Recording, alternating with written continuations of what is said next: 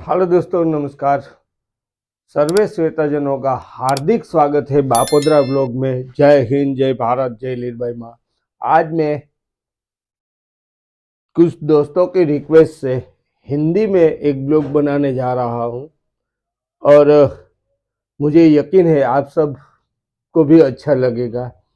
राजा महाराजाओं के बारे में, पहले के जमाने के जो सत्य पे चलने वाले थे उसी पर बात करने जा रहा हूँ।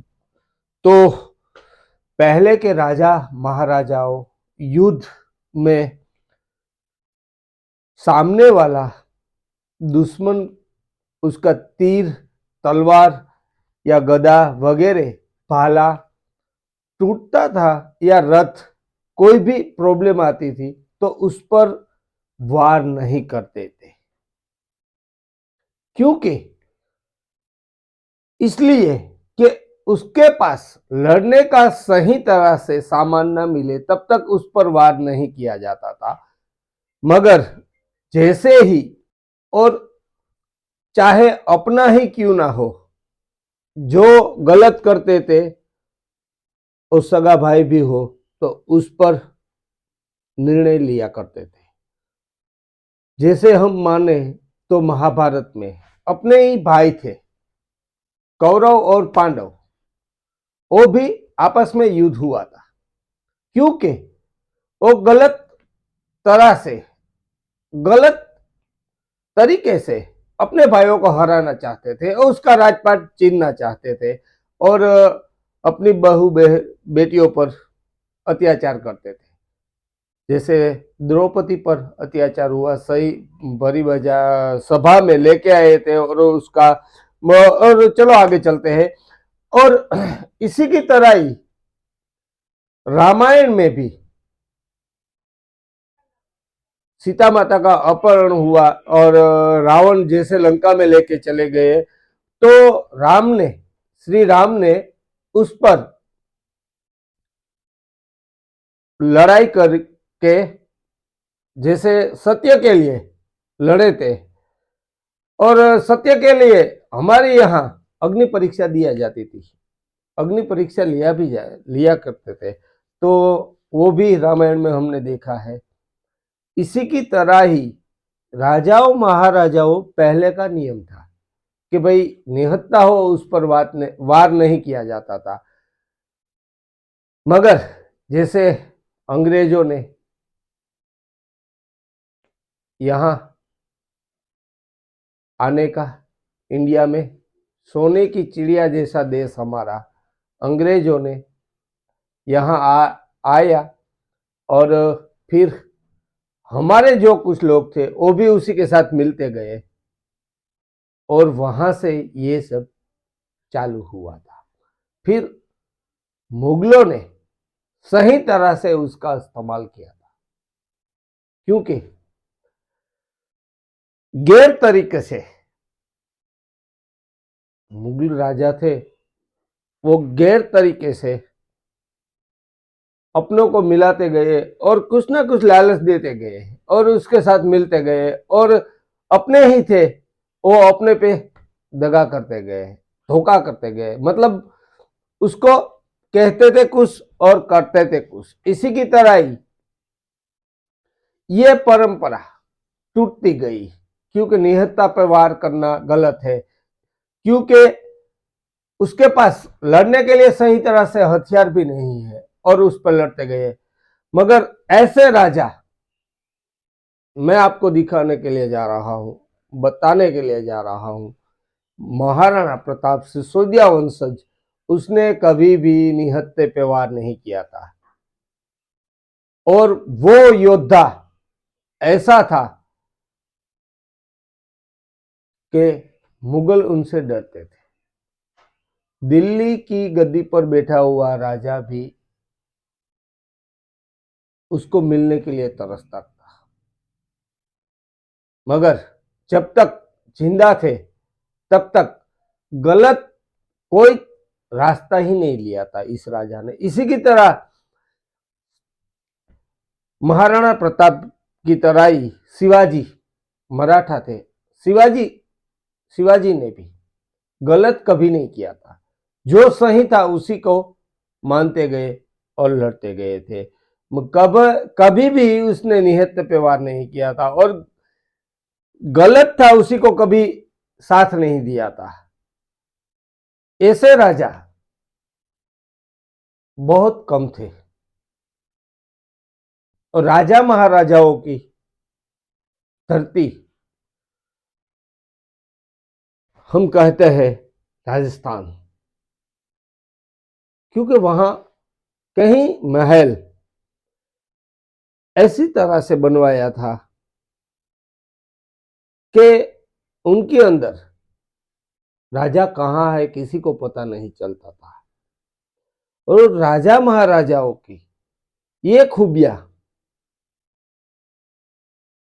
बहुत कम देखने को अब मिल रही है, क्योंकि महल इस तरह से बनवाया करते थे कि कोई चढ़ाई करे तो भी उसके अंदर आने के बाद भी पता ना चले कि राजा का महल, राजा का जो बेडरूम हुआ करता था वो कहाँ है।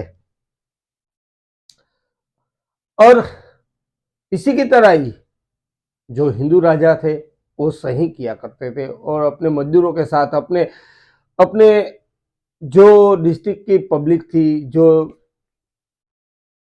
जनता थी, उसी का पूरा ख्याल रखा करते थे। मगर मुगलों ने क्या किया, ताजमहल बनवाया, मजदूरों का हाथ काट दिया।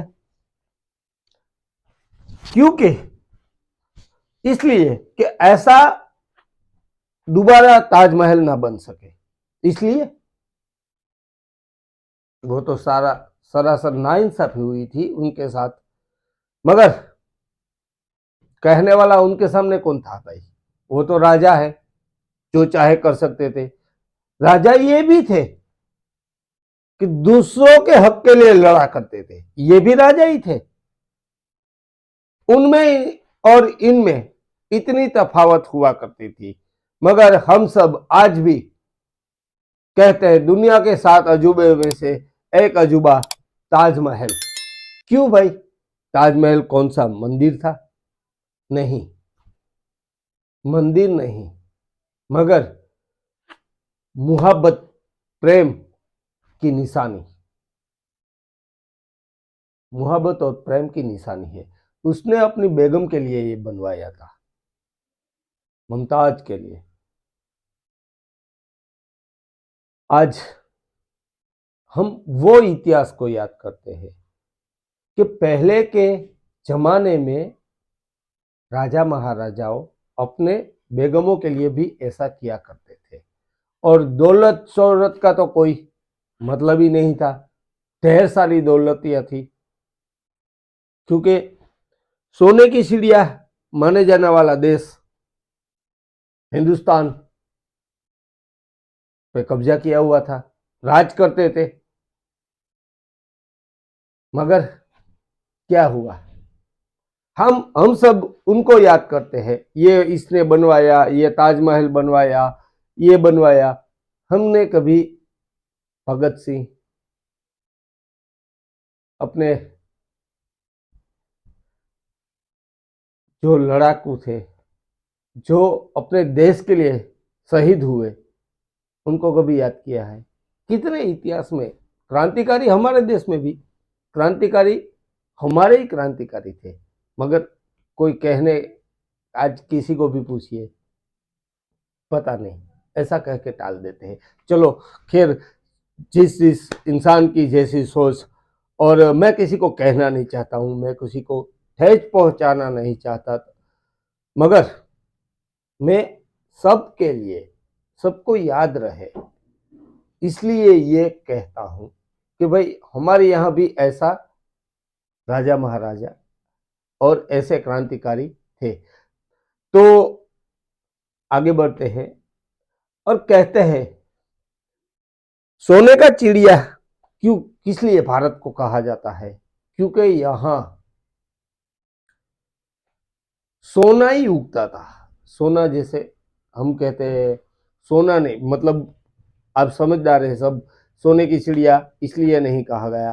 सोना उगता था मतलब सोने, सभी जरा से सभी तरह का पाक यहाँ से हुआ करता था और बाहर देशों में भेजा करते थे।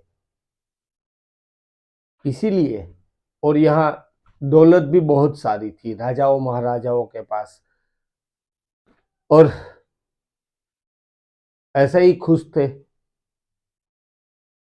सभी राजाओं महाराजाओं, और यहाँ की जो जनता थी वही राजा महाराजाओं का फैसला माना करती थी। और राजा महाराजाओं ने कभी भी अपनी प्रजा पर जुल्म नहीं किया था।